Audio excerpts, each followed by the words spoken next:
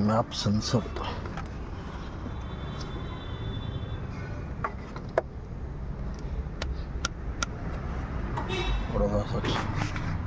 beep sound में रखें 20 में रखें बीप में रखेंगे 20 में रखो 20 में ये नको 20 में रखेंगे बीप पे तो हमें वायरिंग चेक करना है वायरिंग चेक करना तो 20 में की अब हमें आपको इसमें मेन डालेंगे इसमें अर्थिंग कौन सी आ रही देखेंगे समझ नहीं 12 वोल्ट है अभी ऑरेंज आपको इसमें दिखाओ यहाँ तो ऑरेंज आपको मीटर के साथ दिखाओ ऑरेंज आपको अर्थिंग आना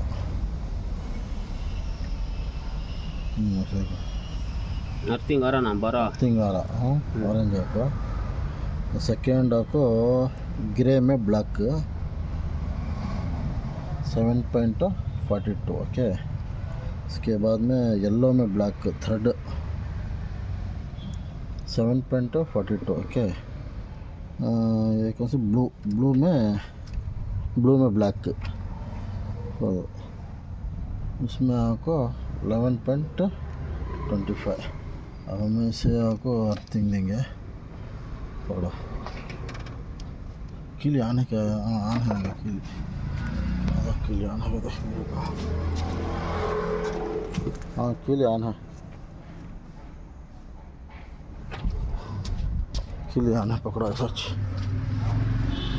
अब ये मिलीमीटर का अर्थिंग होगा अब इसमें